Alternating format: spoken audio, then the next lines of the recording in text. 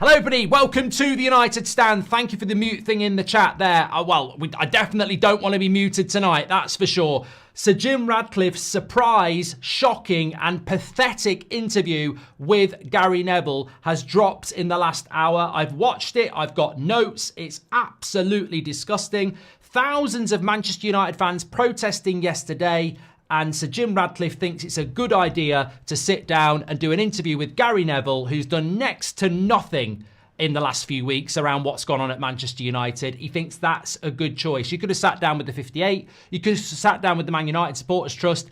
You sit down with Gary Neville, who you're working on a regeneration project with. Absolutely shocking. Now, look, I'm not going to name names because it's unfair. Some people will think it was a good interview. I don't think it was horrific, but I think we saw what you need is someone who cares. In that situation, when people are protesting, the club's on its arse, it's in debt, and it's heading to oblivion. If he's going to be held accountable, you need a lion in the room, not a kitten who wants to get stroked. That's what Neville is. I don't think Gary Neville's a good interviewer. Tell me I'm wrong. I'm more than happy to listen to some of your comments, but I don't think he's a good.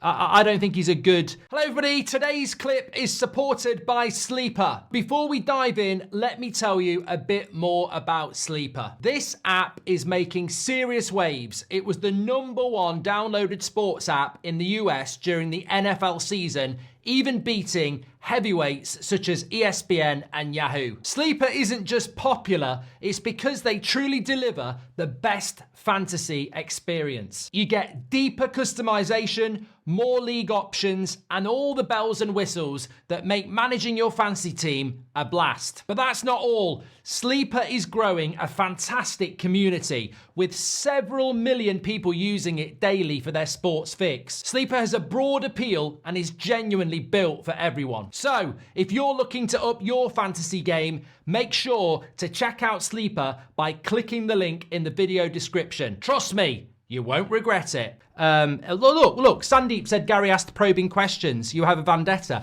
That's absolutely fine. Get in there early. You probably work for the overlap. The point is, I thought it was a crap interview. I don't think he's a very good interviewer. And look, he's more than happy to interview me anytime he wants. I'll give 10 grand to charity. You don't even have to pay me.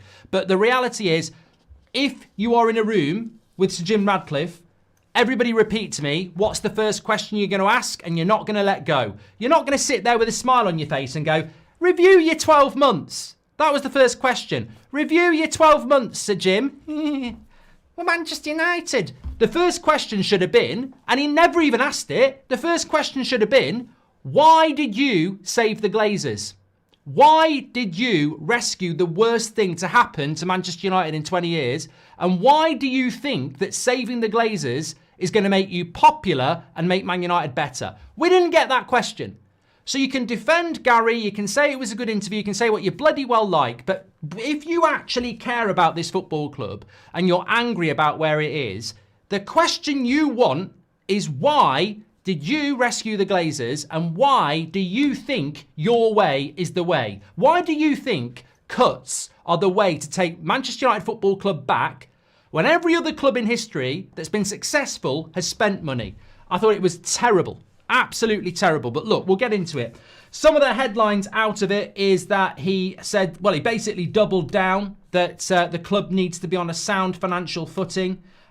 He also said that, some of the crap. You know what? The guy, in my opinion, and I am obviously emotional, in my opinion, the guy knows next to nothing about football. And that's the scary thing.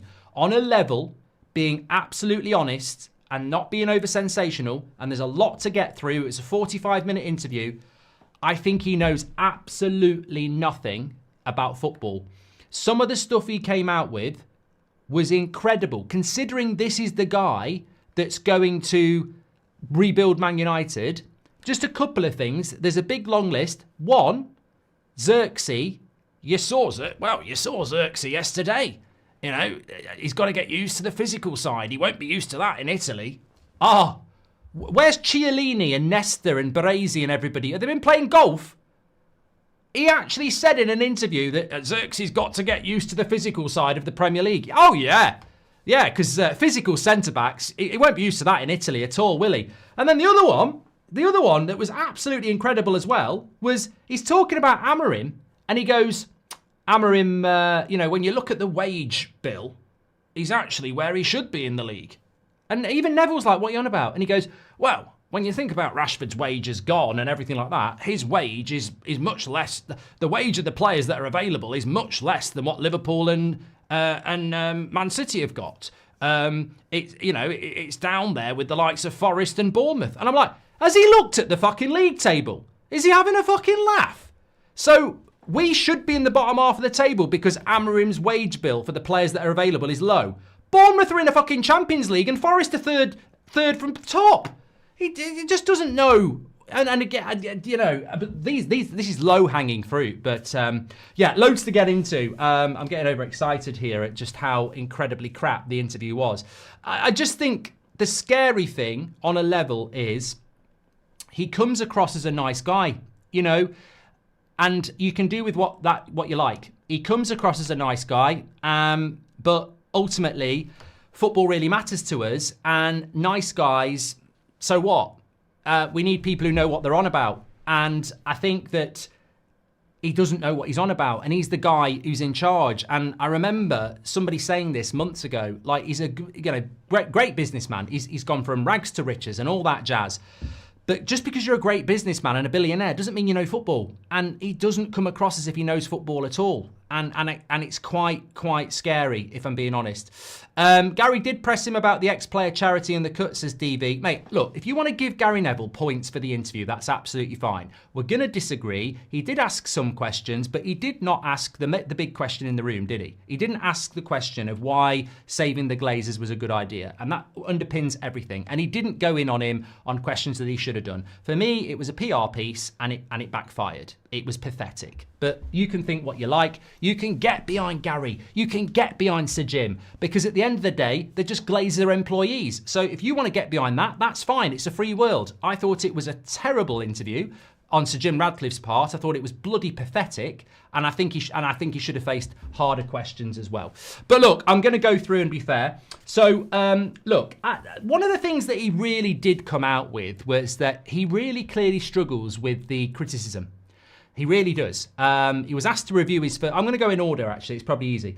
He was asked to review his first 12 months. And Gary said with a smile, can you review your first 12 months? And he said, look, we knew it wouldn't be easy. The scrutiny has been bigger than we thought. But, we've got to be... we've got to expect that. Obviously, it's not pleasant to read some of the stuff that's written about us. But I believe what we're doing is right, and we have to stick to that path. So, I mean, a few things just straight away to pick under there is that we knew it wouldn't be easy.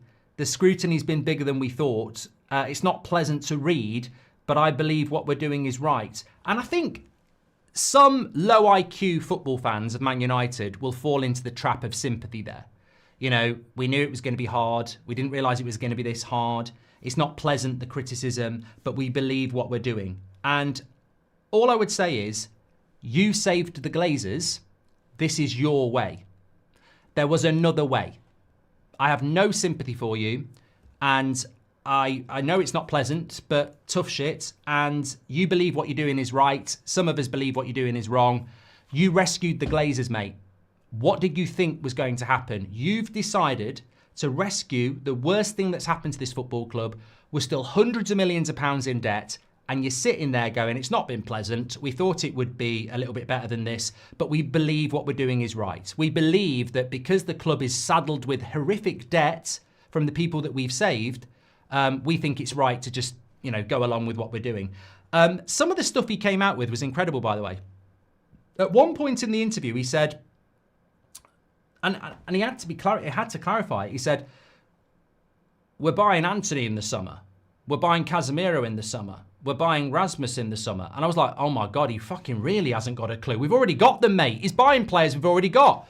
But what he actually meant was, we still owe money from Rasmus, from Anthony, from Sancho. We're paying for Sancho in the summer. We're paying for Anthony in the summer. We're paying for Casemiro in the summer. Rasmus, I would expect, because it's only year 2.